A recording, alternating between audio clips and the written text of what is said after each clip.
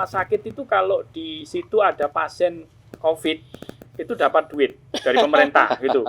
Sehingga ada kejadian keluarga merasa masuk rumah sakit itu tidak apa-apa. Tiba-tiba meninggal kok distempel COVID gitu. Nah itu katanya karena rumah sakit dapat duit gitu. Kalau ada pasien yang positif itu dapat duit. Itu betul nggak sih, Dok? Saya sampai saat ini kok belum pernah dapat ya.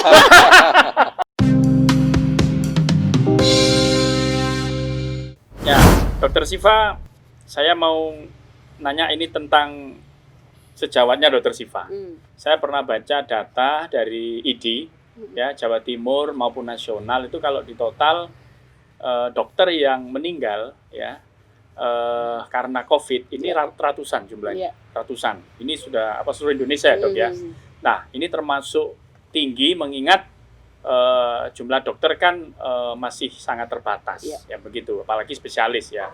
Nah saya melihat di antara dokter yang meninggal itu tidak sedikit yang masih muda Dok.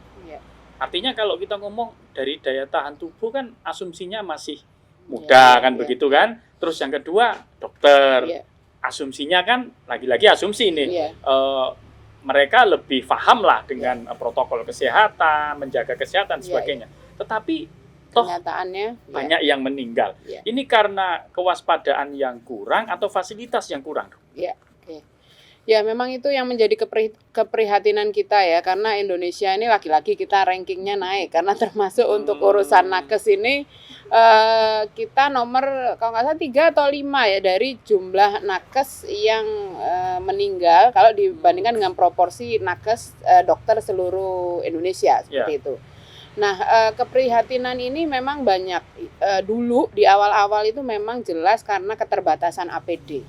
Jadi APD pada saat awal pandemi COVID itu kita sangat sulit carinya. Apalagi harga masker, harga baju itu sampai baju hazmat itu ya, baju astronot lah kalau orang-orang bilangnya itu, yang mungkin harganya bisa naik puluhan kali lipat dari harga normal. Sehingga ketersediaan APD itu sangat sulit. Sehingga mungkin untuk sejawat-sejawat kami yang berada di daerah-daerah yang barangkali dengan penuh keterbatasan, jadi ya tidak ada rotan, akar pun jadi pakai jas hujan dan sebagainya. Padahal tahu risikonya. Iya, berarti karena terpaksa mungkin seperti itu. Sehingga mungkin itu juga meningkatkan resiko. Dan yang kedua, kadang kita ini menghadapi, ya mungkin karena tadi kita kurang awas juga, dan kita menghadapi pasien kadang ya mohon maaf yang mungkin dia menutupi gitu loh.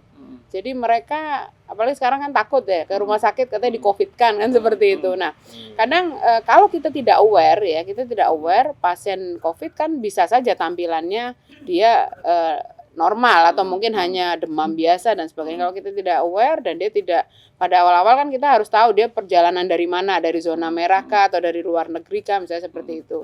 Saat sejawat itu tidak aware ya mungkin menjadi rentan untuk tertular. Terus yang ketiga sebetulnya memang ada beberapa yang muda, tetapi sebagian besar itu usianya sudah lanjut. Mungkin dia juga sudah punya komorbid seperti itu. Itu juga yang menjadi faktor resiko. Dan menariknya sebetulnya sangat sedikit yang sakit atau bahkan meninggal karena ketularan merawat pasien di ruang COVID. Nah, sangat sedikit yang tertular karena merawat pasien COVID. Terus karena apa? Ya karena itu tadi mungkin dia ketemunya di luar, artinya tidak di ruang isolasi COVID gitu loh. Jadi mungkin dia praktek pribadi di rumah barangkali, atau mungkin dia sendiri habis dari luar negeri. Kan dulu awal-awal ada seperti itu, habis klaster dari perjalanan agama atau apa seperti itu. Jadi realitanya yang memang merawat langsung itu sangat kecil. Bagaimana kita bisa tahu kenanya itu ketika di ruang isolasi atau di tempat lain? Kita nggak tahu. Makanya itu sebenarnya kembali ke diri kita masing-masing. Jadi siapapun kita, mau kita nakes, mau kita orang biasa ya, artinya non medis ya, kita tetap harus mematuhi protokol kesehatan. Karena sejujurnya kadang saya juga ngelihat, walaupun labelnya nakes, ya kalau ketemu kumpul-kumpul masih tetap tidak menjalankan protokol kesehatan, misalnya seperti itu. Itu karena apa kira-kira? Lupa atau karena percaya diri? Nah itu yang menarik, bahwa beberapa waktu kemarin kan sempat ada tagline Kenapa kita bisa tertular? Karena koncoku dewe tiap hari ketemu Tahu gitu kan ya. Sepak terjangnya tahu, keluargaku sendiri. Ya, ini rekan kerjaku. Nah, percaya diri itu ya. Ya, bisa juga seperti itu. Sehingga makanya saya selalu bilang bahwa memulai mengedukasi menggunakan membudayakan protokol kesehatan itu harus mulai dari diri sendiri. Kalau kita tidak bisa ya jangan suruh orang, itu saya seperti itu. Nah, kalau kita enak nyuruh-nyuruh aja tapi kemudian saat orang melihat kita tidak seperti itu ya percuma, tidak akan ada artinya. Ya. Nah, saya ingin tanya Dr. Siva, kan saya lihat 10.000 orang lebih di rapid test. Betul. Di Satgasnya Dr. Siva. Ya. Kemudian juga bertugas di 3 rumah sakit setiap hari. Kemudian menangani pasien COVID juga. Betul. Nah, ini tipsnya apa Dr. Siva? Supaya sehat dan bisa, ini selain protokol kesehatan, barangkali ada tips khusus minum kopi 6 kali sehari. Membudayakan kopi ya, kopi gimana? Ya, pertama memang mesti ini dulu. Kita itu harus noto hati dulu kalau saya bilang. Nah, noto hati dulu. Berat ya noto hati ya. Gimana itu noto hati? Iya, gimana noto hati ya?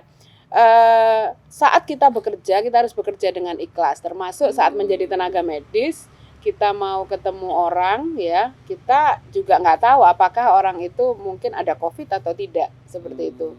Nah, saat kita sudah positive thinking, kita menjaga ya dengan kita tadi protokol kesehatan pasti. Kemudian simple kok sebetulnya ya. Kita sering cuci tangan, kita pakai masker ya, dan kita jaga jarak, itu sudah aman. Saya alhamdulillah sampai sekarang sudah membuktikan, jadi 5 bulan berkecimpung sebagai the real frontliner kalau saya bilang. Jadi kalau tenaga medis, saya tahu sendiri itu. Kalau tenaga medis itu kan di rumah sakit ya kan menerima pasien, itu bukan frontliner kalau saya bilang ya. Kayak yang kita turun ke masyarakat. Jadi ya kebetulan saya tidak sendiri, saya dengan tim. Jadi saya tanpa tim tidak ada artinya. Kami belusukan ke pasar ya, kemudian ke mana pondok pesantren, pokoknya ya area public area lah yang dengan resiko penularan COVID yang tinggi. Tetapi alhamdulillah dengan kita jaga diri, kita niatkan ikhlas, kita niatkan memang untuk tujuannya screening, kita mendeteksi mana area-area yang berbahaya, dan kemudian saat terdeteksi kita bisa do something di situ. Itu sudah menjadi suatu boosting dari imun selain kopi gitu ya, selain kopi ya. Ikhlas ya. Ini menarik. Yang ngomong seorang dokter ini luar biasa. Jadi ikhlas itu adalah boosting dari imun. Boosting dari imun, benar. Gimana penjelasannya itu, Dok? Ya, karena secara kedokteran secara medis ya. Jadi kalau sempat mungkin ada beberapa yang baca, saya rasa Pak Gum juga baca, ada hubungan antara psikoneuroendokrin imunologi. Jadi di mana psikis kita ya. Jadi makanya Allah SWT itu ya, Tuhan Yang Maha Esa sudah menciptakan manusia ini sempurna karena punya akal, atau yang diterjemahkan dengan brain ya, otak kita itu yang merupakan pusat mengatur dari segala macam sistem yang ada di organ tubuh kita. Dan otak kita itu yaitu tadi ada inner side-nya. Jadi yang salah satunya kalau kita tujuannya kita ibadah dan sebagainya, itu kalau kita ibadahnya pakai hati, nah itu ibaratnya boosting gitu ya. Seperti itu. Kalau sinyal itu langsung tembusnya gitu itu mungkin 5G ya katanya, bukan 4G lagi ya, seperti itu. Nah, di saat sistem tubuh kita ini sudah diatur oleh otak, yang keluar itu istilahnya harmoni sinyal-sinyalnya yang positif, insya Allah sel-sel tubuh kita ini miliaran, jadi bukan cuma 1-2 gitu ya.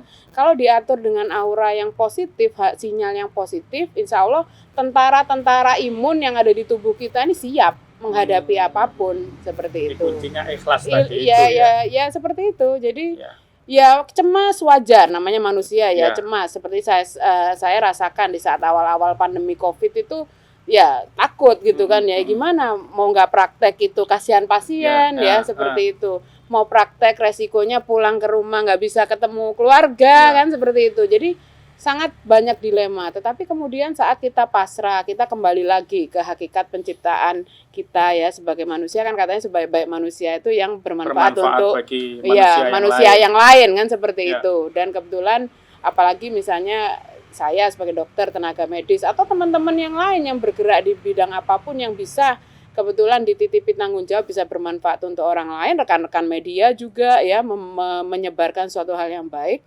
Nah itu sudah menjadi modal gitu loh. Jadi menjadi modal, kita kalau sudah punya modal seperti itu ikhlas menjalankannya plus protokol kesehatan ya, nggak perlu takut dengan COVID seperti itu. Itu menurut saya ya seperti itu ya. Bukan kita apa ya istilahnya tadi meremehkan, bukan, tetapi kita berusaha untuk realistis ya. Karena life must go on ya, menjadi dokter mesti bantu orang ya. Kehidupan orang lain juga tetap harus berjalan ya, dan justru kalau orang yang hanya di dalam rumah saja do nothing, apalagi kalau stres, cemas ya, itu akan malah melemahkan tentara imun tadi gitu. Oke. Dan akhirnya itu terbukti insya Allah sampai sekarang saya aman. mau ketemu sama Dr. Siva. Saya mau tanya ini tentang beberapa informasi yang terakhir yang saya pernah dengar itu ada kalung ya. Ada kalung yang bisa menangkal COVID itu, dan ini pejabat ini tingkat menteri ini yang mempopulerkan itu. Itu gimana kalau secara medis?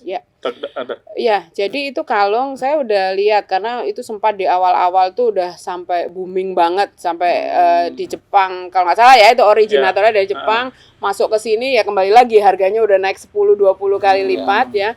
Itu isinya adalah sebetulnya hampir sama dengan desinfektan. Ya, sehingga yang dikatakan kalau pakai itu virus nggak mau deket-deket gitu.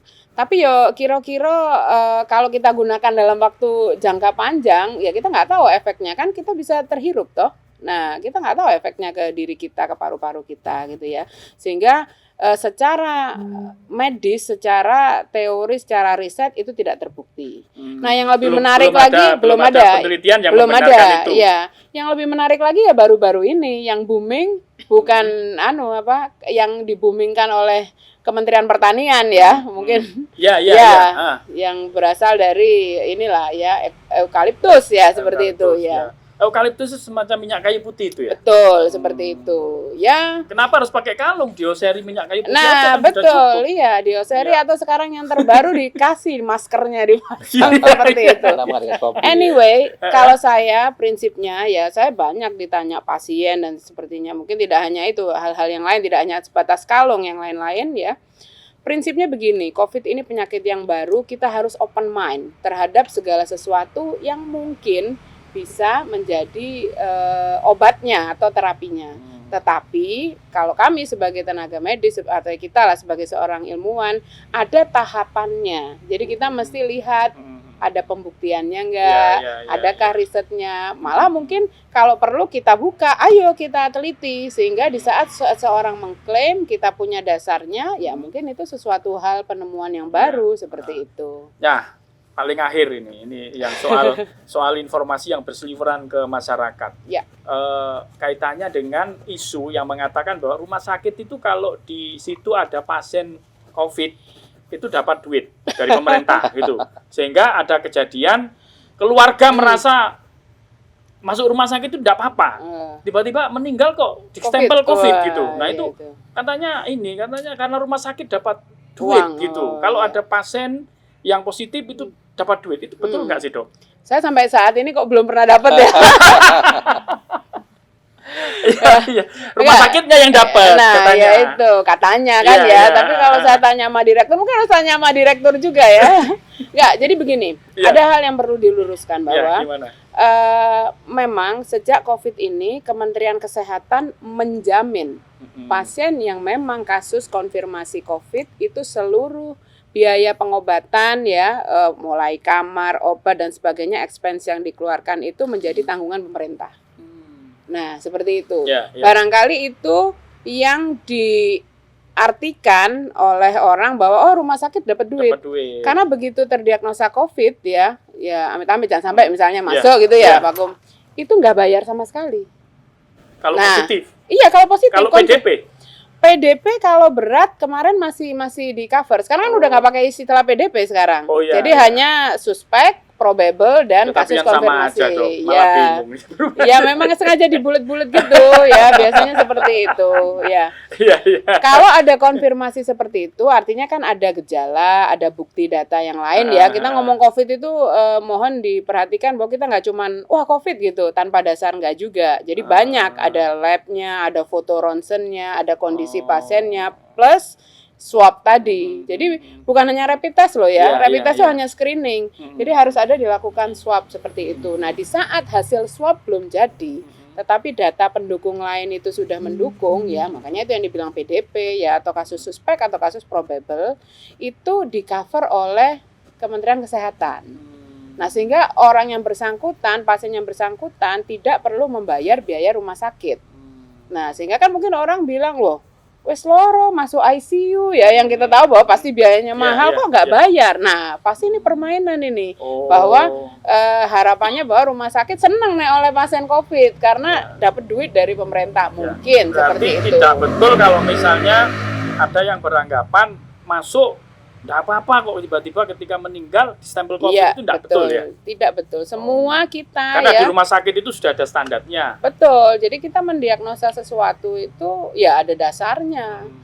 Ini tanggung jawabnya dunia akhirat ya. Kalau ada mungkin orang yang mempermainkan diagnosa seperti itu, ya itu urusannya dengan yang maha kuasa ya. Kan kita hidup tidak hanya di dunia, kita hidup di akhirat. Tetapi harus diluruskan bahwa tidak ada yang sengaja membuat diagnosa seperti itu demi uang. Ya, nah ini kaitannya dengan nakes ya. Kalau nggak salah Radar Malang itu pernah memberitakan bahwa ada tunjangan begitu ya, tunjangan dari pemerintah untuk nakes. Nah, yang mau ngomong ini sudah cair atau belum ini? Nah itu tadi belum cair. Jadi belum mau cair, dari pemerintah, mau dari rumah sakit. 5 bulan ini padahal ya? Iya betul. Mungkin itu yang dibilang kemarin waktu tanggal berapa ya Pak Jokowi bilang di ini ya, di rapat ini ya. Cuman kok ya belum dapat ya. Belum dapat ya. Nanti kita perlu lagi nambah segmen untuk khusus itu. Dokter, tadi Mas Hari sudah saya minta untuk bikin satu kalimat ya, untuk menghubungkan antara COVID dan stupid ini. Iya. Sekarang giliran Dokter Siva untuk membuat satu kalimat untuk merangkai 3 hal itu. Iya, betul. Jadi kalau saya balik dulu ya. Jadi ya kita tahu sekarang ini masih masa pandemi COVID ya. Pandemi COVID ini kita nggak tahu berakhirnya kapan ya. Tetapi kalau kita ingin ini segera berakhir, ya tolong jangan lakukan hal-hal yang stupid. Seperti itu ya. Jangan lakukan hal-hal yang stupid. Patuhilah protokol kesehatan supaya bagi penggemar kopi kayak saya biar bisa tetap ngopi seperti itu. Jadi ngopi tetap masih bisa sah ya, walaupun di pandemi COVID, asal kita tidak do something stupid. Ya, luar mungkin biasa. Itu dari saya. Baik, ini kita sudah di penghujung acara. Mas Ari, Dokter Siva, kita ngopi dulu. Nanti saya minta masing-masing untuk mungkin 2 detik ya, 2 detik atau 3 detik ya, untuk closing ya. Mulai dari Mas Ari, Dokter Siva, baru saya, sambil saya mikir ini closing saya apa. Biar ini biar agak cerah, ngopi dulu. Ya, ngopi dulu.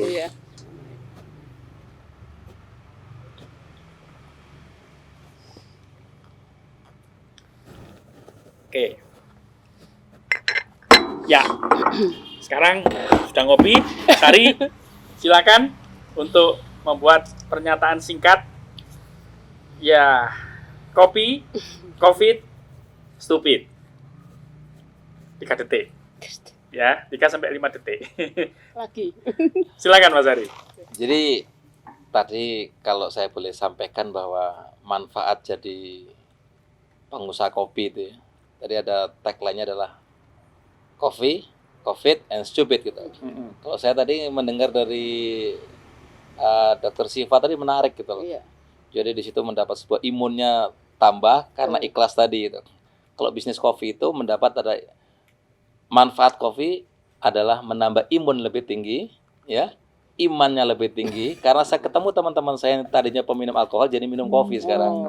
Dan yang ketiga bisnis kopi adalah aminnya lebih banyak. Kenapa amin lebih banyak? Karena profitnya lebih besar di bisnis kopi. Imun, iman, amin. Ya, jadi ada 3, imun, iman, dan amin. Ini yang menarik di bisnis kopi. Luar biasa. Dokter Siva sekarang. Apa ya?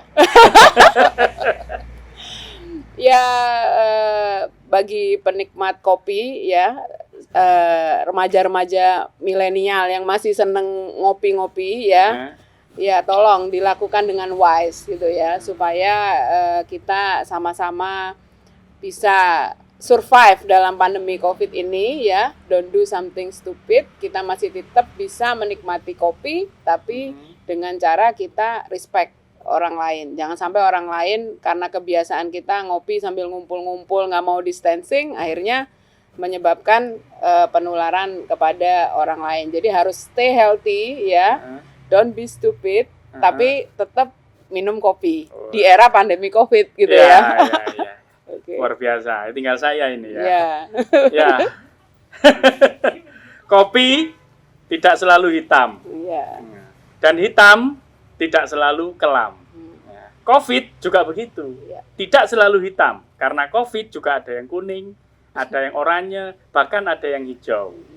Nah, butuh kebijaksanaan untuk bisa membedakan mana yang hitam, mana yang kelam, mana yang kuning, mana yang oranye, dan mana yang hijau. Karena kalau kita tidak bijaksana, kita akan menjadi orang yang stupid. Nah, itu kira-kira perjumpaan kita pada kesempatan kali ini. Nantikan TikTok di episode-episode berikutnya. Saya Kurniawan Muhammad, undur diri. Selamat malam.